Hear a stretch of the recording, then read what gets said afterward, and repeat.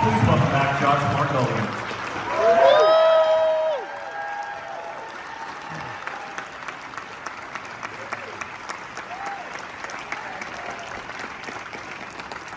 Can you hear me okay? Not yet. Can you hear me now? Yeah. There we go. Thank you guys so much. You've been awesome audience. This was so fun.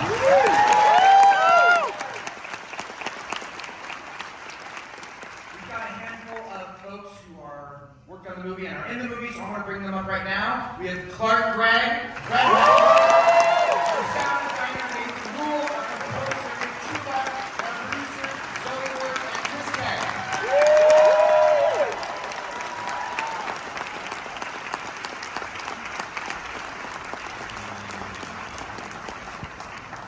Congratulations, everyone. I'm sure you guys have questions, so please start thinking of them. Let's just start it off, Josh. I mean, we got a little tease of it at the end, but if you just kind of want to share where this kind of script started. Yeah, so my grandma got stabbed. In actually a very, almost verbatim, that's in the movie. She was told I had been in a car accident and, chaos sort of spread throughout my family. And then luckily, in real life, we were able to intervene before she sent the money. But it definitely shook up sort of this long-standing feeling I had that she was like indestructible. Just because she'd always been this really just solid, strong, sharp presence in my life.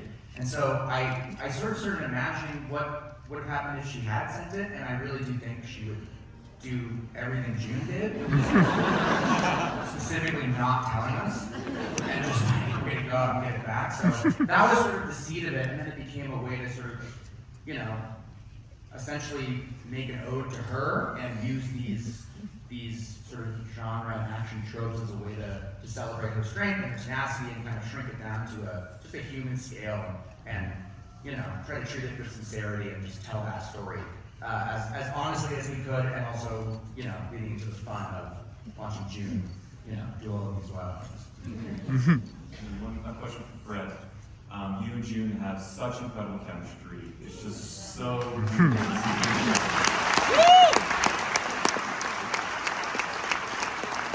Can you talk a little bit about how you kind of built that familiar bond? Did you have much time for rehearsals? Like, what was your kind of one-on-one experience with June?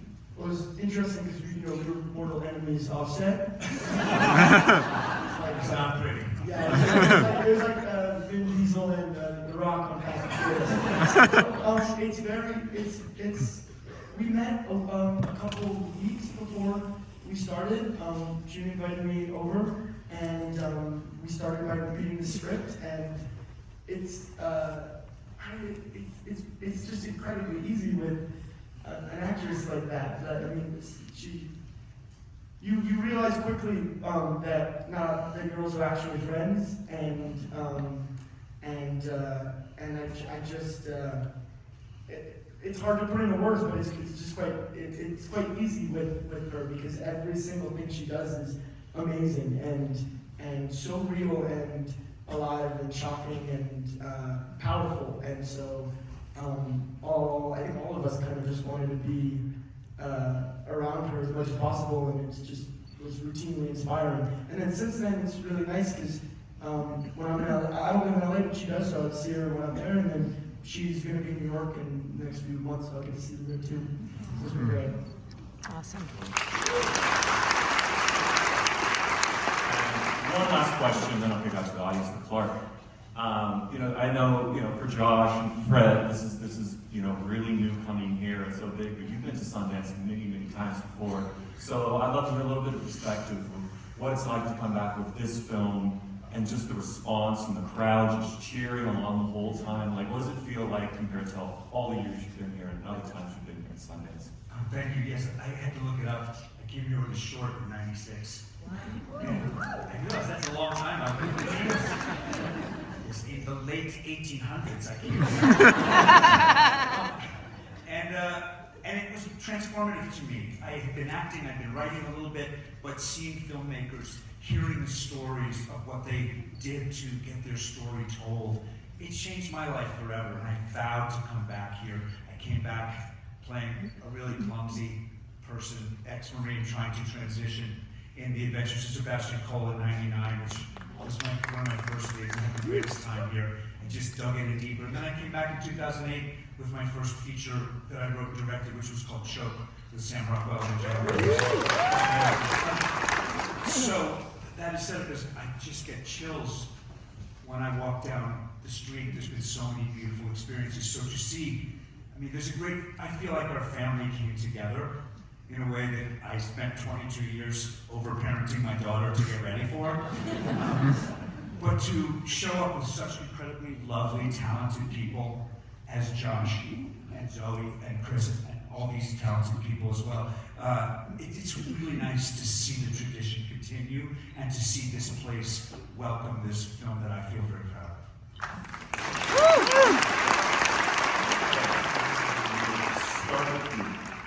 Okay. I'm so happy congratulations to all of you. It's a fabulous film. I'm so happy you had Parker Posey. When I started coming in '95 to the festival, she was kind of the it girl of the festival. So having her, what was it like working with Parker? The question was about Parker Posey. She's great. She's so funny and so smart and so committed. I would say a big thing about having her on set is that she is incredibly committed to it. She takes it seriously. She's thinking about it. She has ideas.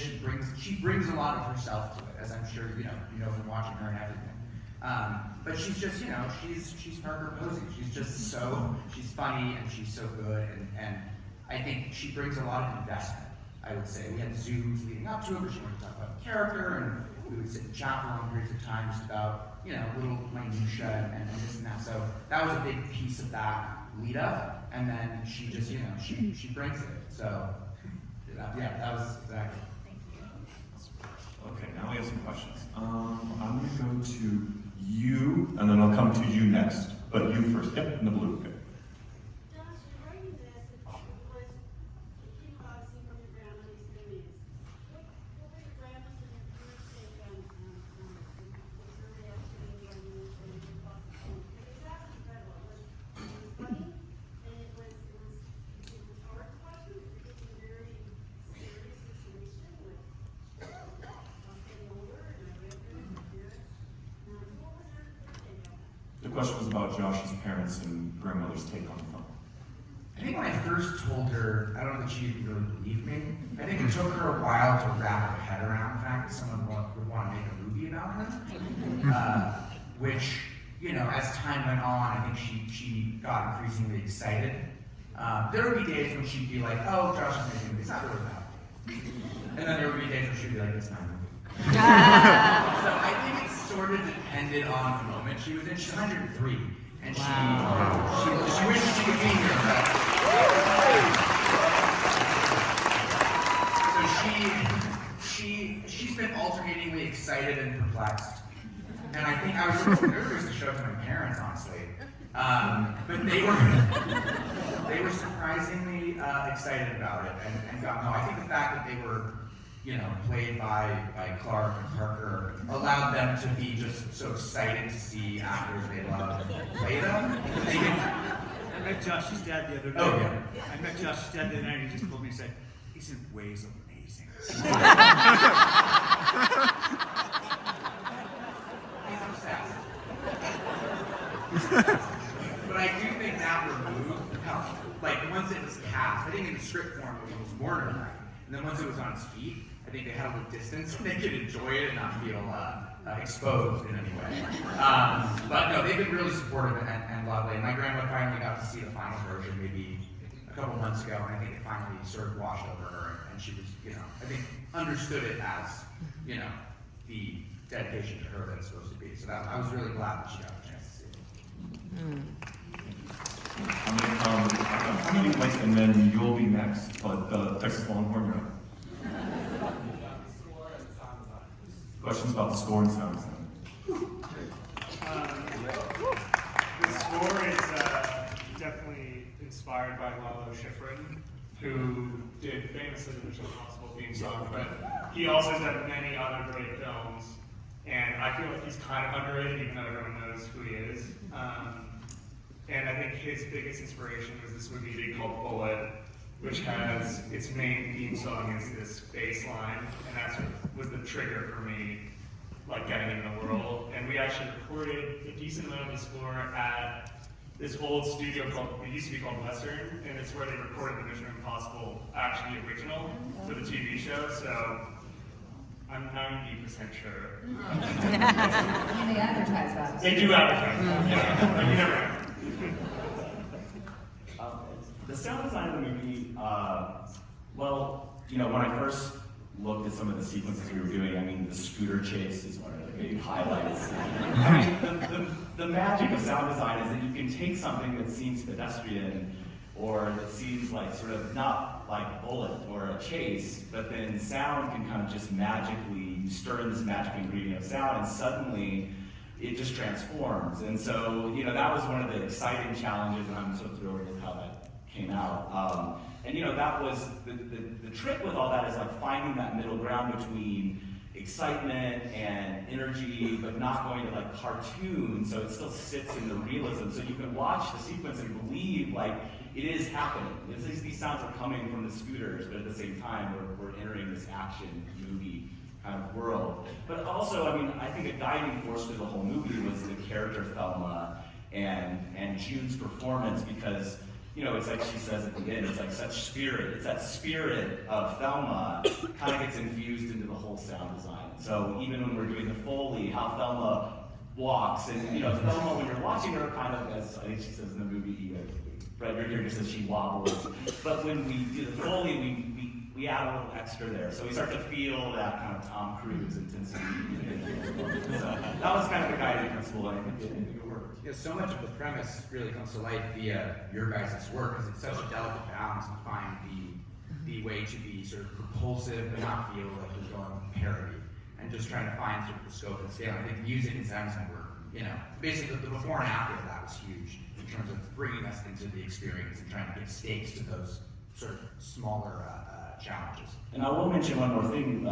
Hats off to the producers who kind of came to me and suggested that we do a Dolby Atmos mix, which is, you know, common for an action movie, not necessarily common for a movie like this, but it really brought a lot of like intensity and energy. You guys got to hear it in the Atmos theater here, so it was a really great additive part of the process as well. Okay, wait, but also what you guys did in terms of putting us inside Thelma's hearing challenge world, I felt really made it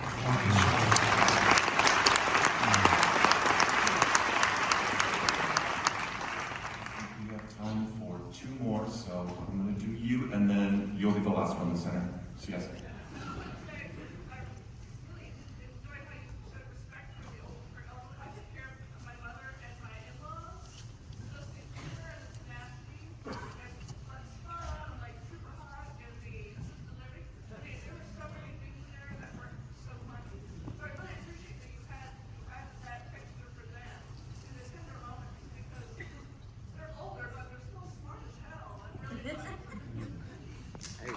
Thank you. And brown leather jacket, and bring it back to the last question. Hi, I had a question about the story. So, how did you, what was your workflow process with that? Like, how did you come up with a balance with, like, really emotional parts that really grabbed me and personally, and also just like humor and the circumstances all working out perfectly? Like, what's your process with that? Really, right? The question's about the script and balancing humor and emotions. Yeah, no, that's a great question. And that was something that honestly was one of the, on the one hand, the things that excited me most about the movie, and that it felt like a hard needle to thread on some level. And I think it's sort of two prongs almost. One is that in writing it and writing about my actual family, I think I tried to just use that as a North Star for when things did or didn't feel honest, or did or didn't feel like something my grandma might say, or my parents might say, or I might say.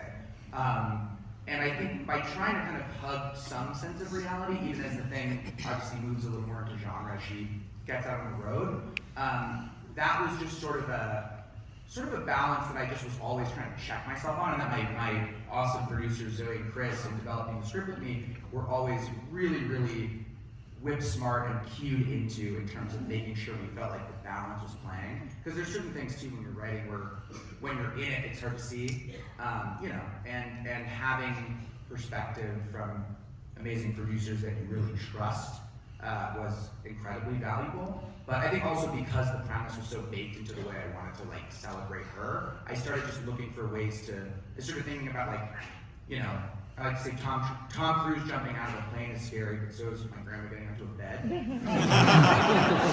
I've seen it happen a lot. And it's dicey. So even just that equation in my mind of like, what are things my grandma does in life that could be sort of turned up a little bit to be both funny and tense? Because that's how I experience them. I find them both funny and tense in day-to-day life. Was like, I think that was the other North Star in terms of just trying to make sure those things are all sort of swimming together. The phone thing is real. She has the thing where you can like speak directly into the ears. We would do that at like a busy restaurant when she can't hear. Sometimes we'll like pass the little, you know, phone around so that it feeds right to the ears. So just pulling stuff from life that felt like it could be turned into a, you know, lo-fi action concept. The first week of filming, the first scenes that we filmed in Thelma's condo were filmed in the real Thelma's condo. Which is where Josh hung out with her and grew up going. It was very trippy to be in there with all of these folks. Thank my family members, but it was really cool. It was a really great place to start. I think it was sort of grounding. Yeah. Let's give a final round of applause.